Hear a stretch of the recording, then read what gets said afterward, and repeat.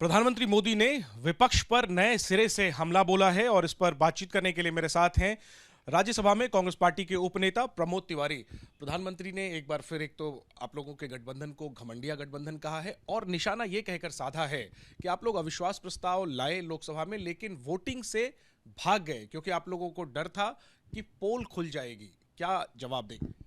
पोल तो देश के सामने खुल गई मोदी जी आपकी कि आप मणिपुर में जहां 150 से कहीं ज्यादा लोगों की मौत हुई, बलात्कार सैकड़ों महिलाओं के साथ हुआ, अगर मैं आपके मुख्यमंत्री की भाषा पर यकीन करूं, जिन दो महिलाओं को खूंखार ढंग से दानव की तरह, पाशविकता के तरह विरोध हुआ, बलात्कार हुआ और उनको सड़कों पर नंगा घुमाया गया, वो दिन मानवता को शर्मसार करने वाला था। प्रधानमंत्री जी, मुंह मत खुलवाइए। आप क्यों नहीं जाना चाहते मणिपुर? दुनिया जानती है। मैं पर एक बात जरूर कहूंगा, ये रोज रोज जो आप प्रधानमंत्री पद की महान गरिमा से नीचे आते हैं, तो जरा अटल जी और पंडित जवाहरलाल नेहरू को याद कर लिया कीजिए। ये आप पूरे विपक्ष को घमंडियाना घमंडियाना घमंडियाना कहते हैं।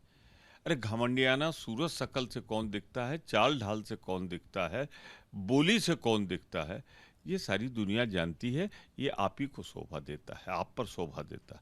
और मान लीजिए किसी दिन किसी कांग्रेसी ने झल्ला कर रिएक्ट करके कह दिया कि हम फिर आपकी पार्टी का नाम हिटलराना कह देंगे, तो आपको मुझे हिटलर का तो मेहरबानी करके आप पत्थर मत फेंकिए। हम लोग जिम्मेदार आदमी तो नहीं बोलेंगे, पर मान लो कोई बोल गया तो आप कहेंगे हमको हिटलर कहा जा रहा है। तो इसलिए मेहरबानी करके भाषा संयत रहे। इस चुनाव के पहले हम लोग चुनावी मोड में आ चुके हैं, मैं यही कहना चाहता हूं। और मणिपुर में जो आपने किया है वो मानवता का शर्मसार करने वाला वो अध्याय है जो भारत की गौरव गाथा में कलंक गाथा के रूप में अंकित हो चुका है। लेकिन प्रधानमंत्री ने मणिपुर के मसले पर भी आप लोगों पर निशाना साधा है, कह रहे हैं कि आप लोगों ने विश्वासघात किया है मणिपुर के साथ। दुनिया देख रही है 160 कैसे मारे गए, दुनिया देख रही है महिलाओं के साथ बलात्कार कैसे हुआ, उसमें भी कारगिल का एक बहादुर योद्धा। दुनिया देख रही है कि ये वैश्याना हरकत की आपकी पुलिस, मणिपुर की सरकार आपकी है ना, वो सौंप दे दंगाइयों को, बलात्कार करने दे, मूक दर्शक बनी रहे, ये सब देख चुके हैं। जहां आप कहते हो कि भाग गए अविश्वास प्रस्ताव पे, तो क्या विपक्ष को मालूम नहीं हमारी कितनी संख्या है? क्या हमें नियम नहीं मालूम है? ये किसने कहा आपसे?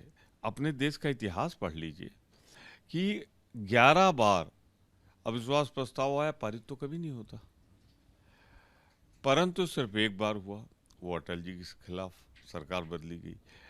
मतलब ही नहीं अविश्वास प्रस्ताव का यह है कि हम सिर्फ सरकार गिराए, मतलब ये होता है कि पिछले 6 महीना की मुख्य रूप से और आपके 9 साल का जो कामकाज है और ख़ास तौर से इस टर्म का 4 साढ़े 4 साल का, उसका लेखा जोखा जनता के सामने रखा जाए, इसीलिए ये अविश्वास प्रस्ताव लाया जाता। और फिर जब आप सुनने को नहीं तैयार मणिपुर शब्द, तो जितनी बार मणिपुर शब्द का नाम लिया गया विश्वास प्रस्ताव में, वो आपकी सरकार के गाल पे तमाचा ही तो था कि जिसको आप रोक रहे थे हम बोल रहे। तो हमारा उद्देश्य था जनता के दुख दर्द को सदन में रखना, वो हमने रखा। शुक्रिया बात करने के लिए। कैमरा पर्सन सुनील के साथ जैनेंद्र, एबीपी न्यूज, दिल्ली।